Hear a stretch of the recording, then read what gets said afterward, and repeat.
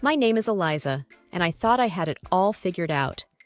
At 30, I was married to the love of my life, Michael, and we lived in this cozy, though tiny apartment in one of the city's most sought-after areas. This place, with its quaint charm and memories, was a gift from my late grandmother. Michael and I were like two peas in a pod. He worked in finance, always dressed in those sharp suits that made him look so handsome. I worked in marketing, a job I loved for its creativity and pace. We were the perfect team, or so I thought. One lazy Sunday morning, as we were having breakfast, Michael brought up the topic of family, a conversation we had danced around for a while.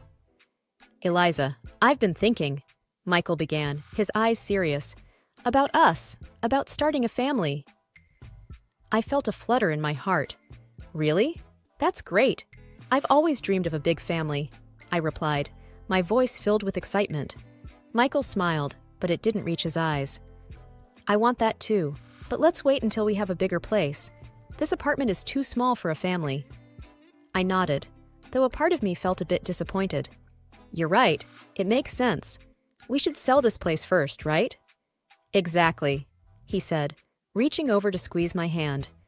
"Once we sell your grandmother's apartment, we can buy a house big enough for, say, 3 or 4 kids." I laughed. 4 kids? That's a mini army. The conversation shifted to lighter topics after that, but I couldn't shake off a feeling of unease. It was like a small cloud on a sunny day. Family gatherings were a big thing in Michael's family.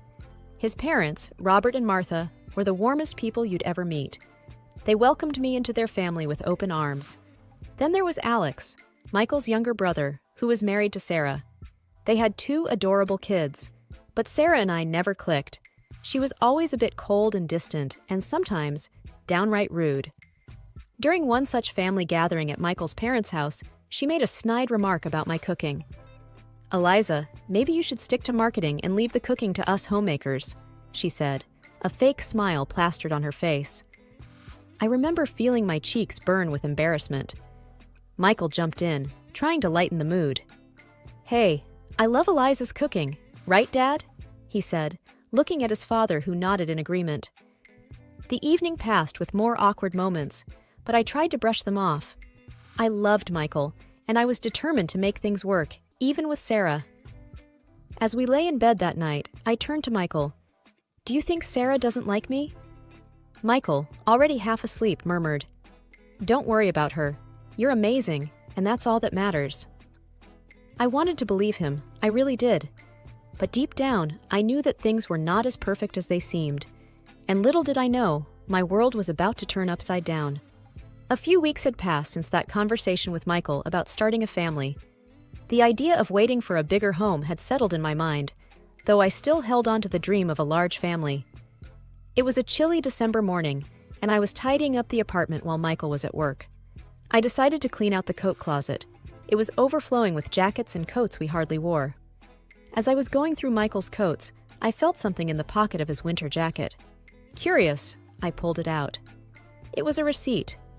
At first, I thought it was just another receipt for coffee or something mundane, but this was different. It was a receipt for a scarlet-colored designer bag from a high-end store known for its romantic gifts. My heart skipped a beat. Could this be for me? I wondered aloud, a smile spreading across my face. Michael had never been the type to splurge on extravagant gifts, but maybe this was his way of showing his love, especially with Christmas just around the corner. That evening, when Michael came home, I decided not to mention the receipt. I wanted to act surprised when he gave me the gift. We sat down for dinner, and I couldn't help but feel a bit giddy. "Michael, what are we doing for Christmas?" I asked casually. He looked up from his plate. "Oh, the usual. Dinner at my parents'. Why, you got something special in mind?" I shook my head. No, just the usual sounds perfect." The days leading up to Christmas were busy with work and preparations for the holidays. But that receipt stayed in the back of my mind. I imagined how that scarlet bag would look with my New Year's outfit. Finally, it was Christmas Eve. We were at Michael's parents' house, the whole family buzzing with festive cheer. Presents were piled under the tree, and I kept sneaking glances at them, trying to spot a bag-shaped gift. Eliza, can you help me with the dessert? Martha, Michael's mom, called out from the kitchen. Of course, Martha. Be right there, I replied, happy to lend a hand. As I helped her with the pie, I mentioned the gift. Michael's been acting a bit secretive. I think he's planning a surprise for me. Martha smiled. That boy always has something up his sleeve. You're good for him, Eliza. The time came to open the gifts. My heart raced as Michael handed me a medium-sized, neatly wrapped box. It didn't feel like a bag, but maybe. I tore open the wrapping paper to find a set of beautiful porcelain dishes. I looked up at Michael, confused. Surprise! I know you've been wanting a new set for when we host dinners, he said, smiling. I forced a smile. They're lovely, Michael. Thank you. But inside, I felt a wave of disappointment wash over me. Where was the scarlet bag? Why did he buy it if not for me? The Christmas dinner at Michael's parents' house was in full swing.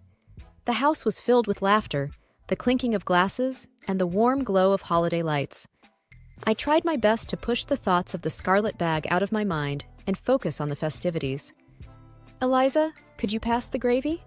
Alex, Michael's brother, asked from across the table. Sure, here you go, I replied, passing the gravy boat down the table. Michael's parents were beaming, happy to have their family around them. His mother, Martha, always went all out for Christmas, and this year was no exception. The dinner was delicious, and everyone seemed to be enjoying themselves. After dinner, we all moved to the living room for the gift exchange.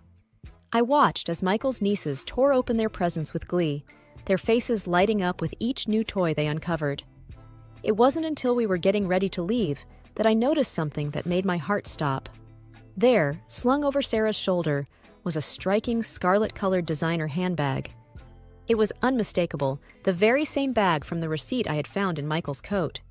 My mind raced as we said our goodbyes. I couldn't take my eyes off that bag. It was more than just a purse. It was a symbol of something hidden, something unspoken. On the drive home, the car was filled with an uneasy silence. Michael seemed oblivious to the storm brewing inside me. As the city lights passed by, my mind replayed the evening, but this time I saw it through a different lens. I remembered the fleeting glances that Michael and Sarah had exchanged throughout the night. They were subtle, almost imperceptible, but now they seemed glaringly obvious. The way their eyes met across the room, the brief smiles, the quick, hushed conversations when they thought no one was looking. Is everything okay, Eliza? You've been awfully quiet. Michael's voice broke through my thoughts. I turned to look at him, 1,000 questions on the tip of my tongue, but I couldn't bring myself to voice any of them, not yet. I'm just a bit tired, that's all, I managed to say, my voice barely a whisper. The rest of the drive home was spent in silence, each lost in our own thoughts. As we lay in bed that night, I couldn't help but feel a sense of betrayal creeping in. The man I loved, the life we had built together, suddenly everything seemed like a fragile facade, ready to crumble at any moment.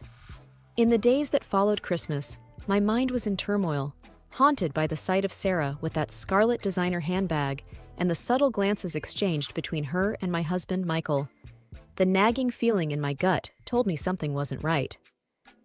One cold evening, as Michael sat idly flipping through TV channels, I decided to confront him. Michael, can we talk?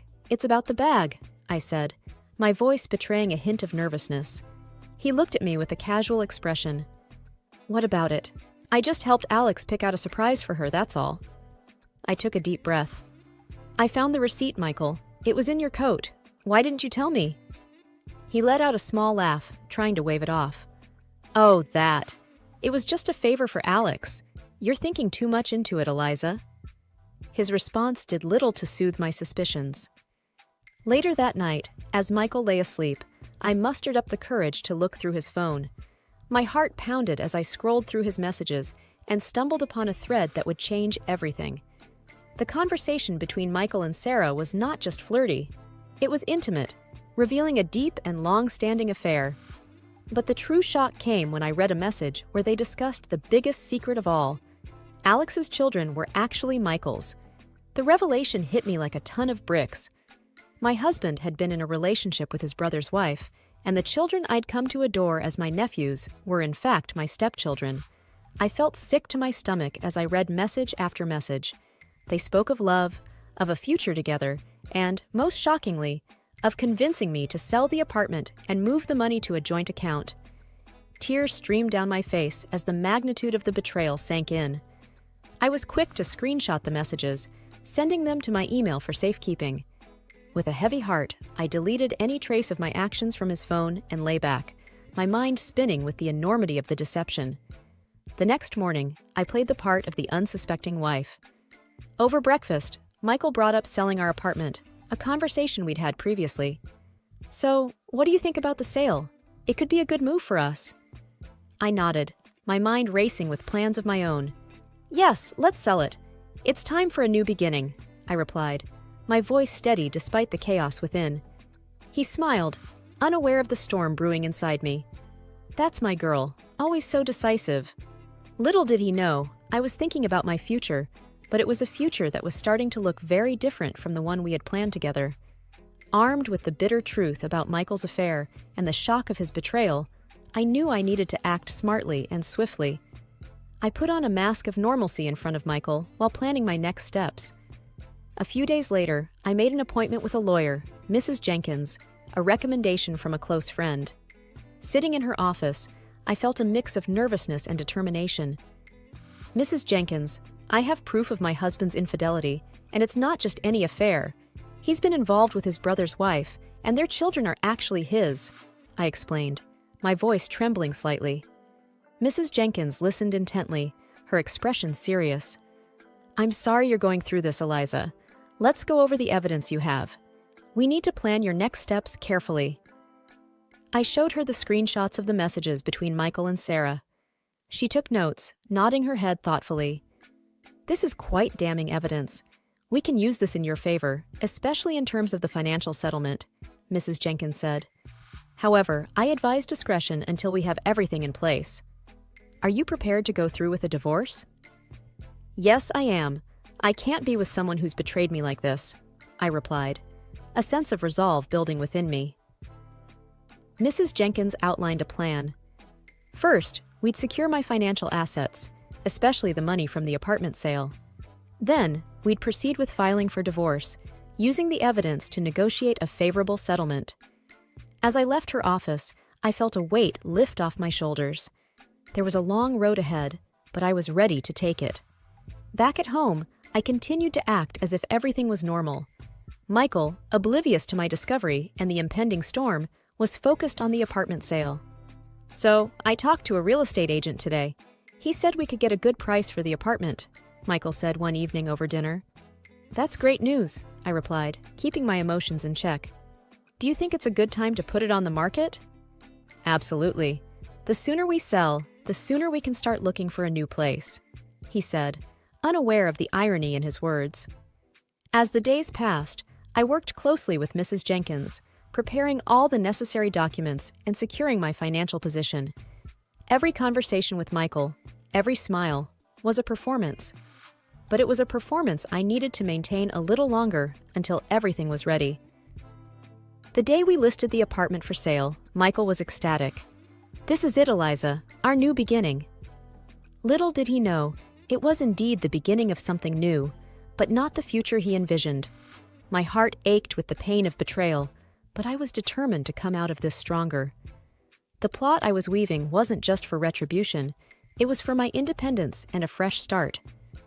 As the new year approached, the plans I had been carefully laying with Mrs. Jenkins were coming together. My facade of normalcy with Michael remained intact, even as my heart grew heavier each day.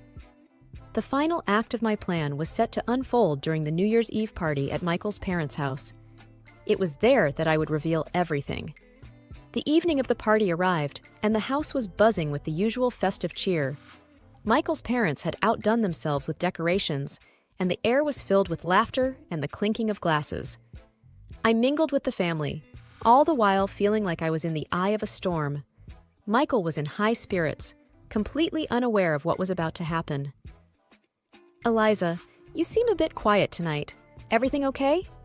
Michael asked as we found a moment alone in the kitchen. Just thinking about the new year and all the changes it'll bring, I said, my voice steady. He smiled and wrapped his arm around me. It's going to be our best year yet. If only he knew. As midnight approached, everyone gathered around with glasses in hand, ready to count down to the new year. I took a deep breath, knowing that my moment was near. As the clock struck 12 and everyone cheered, I turned to Michael. Before we celebrate too much, I have a special gift for you, I said, my voice loud enough for everyone to hear. I handed him a small, neatly wrapped box. The room quieted as all eyes turned to us. Michael, looking surprised, unwrapped the box. Inside were the divorce papers and a printout of the messages I had found on his phone. His face drained of color as he realized what they were. "What is this, Eliza?" he stammered, his voice barely a whisper. "It's over, Michael. I know about you and Sarah. I know about everything," I said, my voice clear and strong. The room erupted into chaos. Michael's parents looked shocked, his brother Alex was speechless, and Sarah, who had been standing near the back, looked like she might faint. "What are you talking about, Eliza?" Michael's mother asked, confusion and concern in her voice. "Michael has been having an affair with Sarah, and her children are his," I said, the words tasting bitter in my mouth. Michael tried to speak, but no words came out. Sarah started crying, and Alex, who had been silent up until now, turned to his brother. "Is this true, Michael? Tell me this isn't true."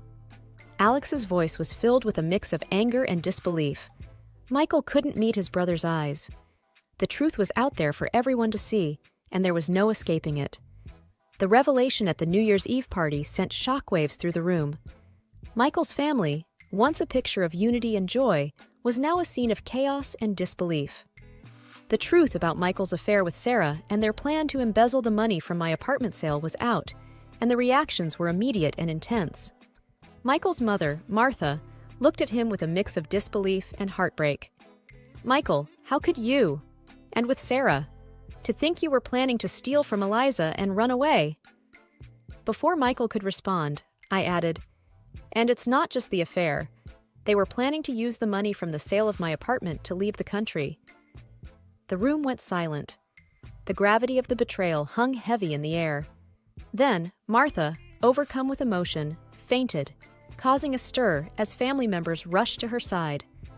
Michael stood there, looking lost and defeated. His father, Robert, shook his head in disgust. "I can't believe you would do this to your own family, to your own brother." Alex, who had been silent, his face a mask of shock and hurt, finally spoke. "Michael, I don't even know who you are anymore." Sarah was sobbing uncontrollably, her tears doing little to garner any sympathy. The family was too stunned and hurt by the depth of their deceit.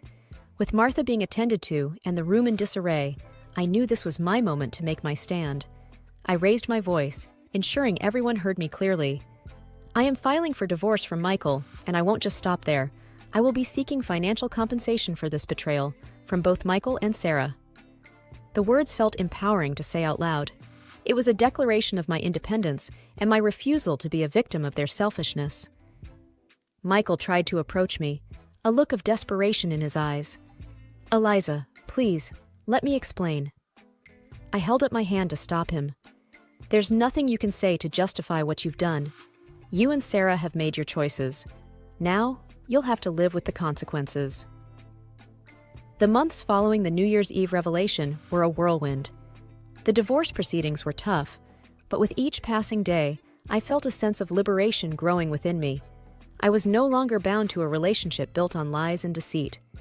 One sunny afternoon, after finalizing the last of the divorce papers, I sat in a cafe, a cup of coffee in hand, reflecting on the journey I had been through. "You look like you're a million miles away," my friend Clara said as she joined me at the table. "Just thinking about everything that's happened," I replied, offering a small smile. "You've handled it all with such grace, Eliza. I'm proud of you," she said, her eyes full of genuine sympathy. "Thanks, Clara. It wasn't easy, but I feel like I can finally start fresh now," I said, feeling the weight of the past months lift off my shoulders. With the divorce settled, I had kept the apartment and received a significant financial settlement from Michael.